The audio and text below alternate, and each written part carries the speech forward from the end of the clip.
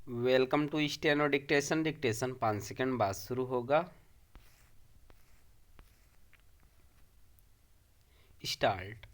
America, Israel और Iran के बीच युद्ध के चलते देश में रसोई गैस के साथ वाहनों में प्रयुक्त होने वाली गैस की किल्लत रोकने के लिए केंद्र सरकार ने आवश्यक वस्तु अधिनियम लागू करने का जो फैसला किया वह यही बताता है कि गैस की कमी होने की आशंका उभर आई है और सरकार ऐसा नहीं होने देना चाहती।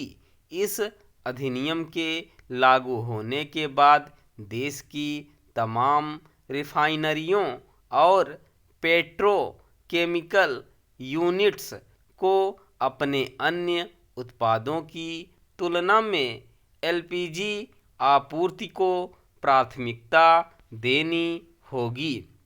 इसके अलावा सरकारी तंत्र को इसके प्रति सतर्क रहना होगा कि गैस की न तो जमाखोरी होने पाए और न ही उसकी कालाबाजारी। यह शुभ संकेत नहीं कि देश के कुछ शहरों में रसोई गैस की कालाबाजारी होने की आशंका उभर आई है। इसके अलावा इसका भी खतरा पैदा हो गया है कि मुनाफाखोर रसोई गैस सिलेंडरों की जमाखोरी कर सकते हैं। सरकारी तंत्र को इसके प्रति सतर्क रहना होगा कि गैस की किल्लत को लेकर अफवाहें ना फैलने पाएं, क्योंकि जब ऐसा होता है तब लोग अनावश्यक रूप से चिंतित हो जाते हैं।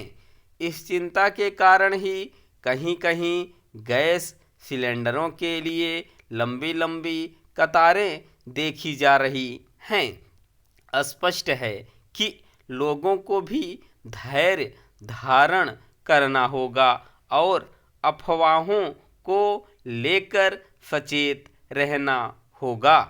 यह ध्यान रहे कि चंद दिनों पहले पेट्रोल एवं डीजल की कोई कमी न होने के बाद भी कुछ जगह ऐसी अफवाह फैल गई थी कि उनकी कमी होने जा रही है। इस स्थिति से तभी बचा जा सकता है जब अफवाहों को फैलने से रोका जाए और संबंधित प्रशासन की ओर से आवश्यक सूचनाएं समय पर प्रसारित की जाती रहें।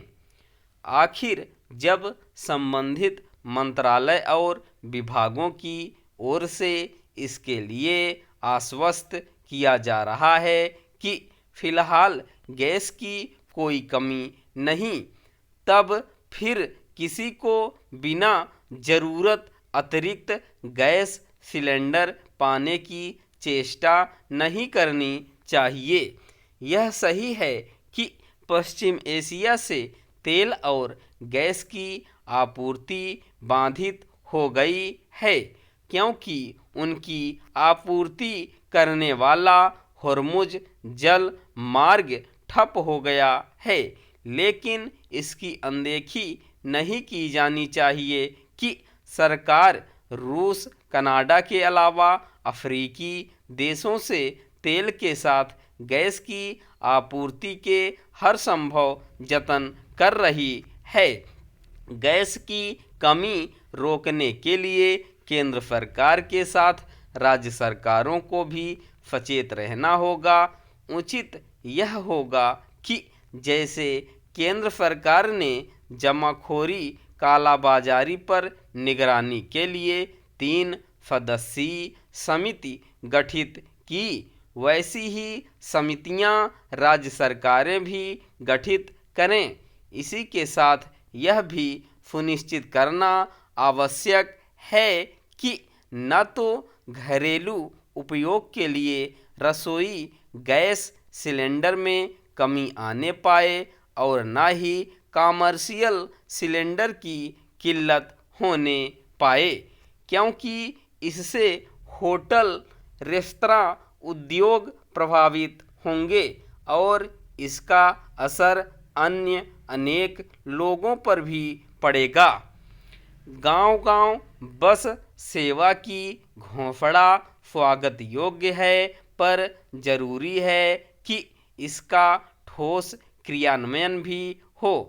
कैबिनेट की स्वीकृति ग्रामीण क्षेत्रों में परिवहन सुविधा के विस्तार के लिए मिल चुकी है और प्रदेश में इस समय 12,000 से अधिक गांव बस की सीधी सेवा से वंचित भी हैं। ऐसे में काम करने के अवसर बहुत हैं, पर यह चुनौती भी है।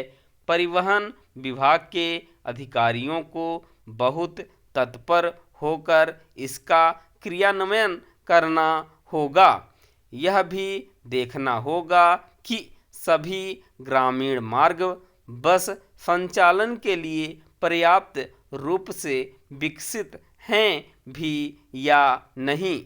आज भी कई ग्रामीण मार्गों की हालत खराब है। ऐसे में नियमित बस सेवा आसान नहीं होगी।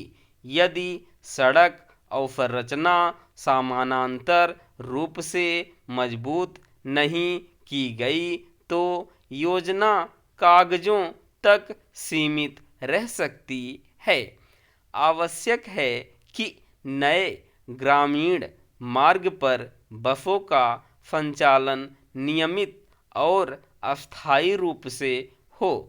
सही क्रियान्वयन हो तभी रोजगार सृजन का दावा भी सार्थक होगा, अन्यथा यह संभावना केवल अनुमान तक सीमित रह सकती है।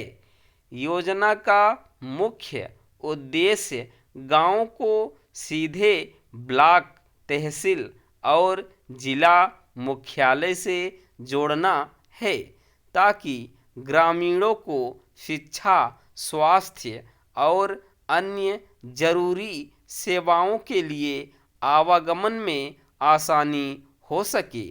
उद्देश्य सराहनीय है, लेकिन इसकी सफलता ठोस अवसंरचना, वित्तीय व्यवहार्यता और प्रभावी निगरानी पर निर्भर करेगी।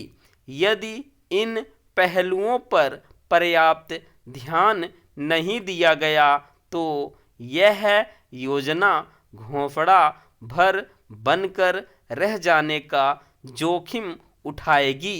स्टॉप।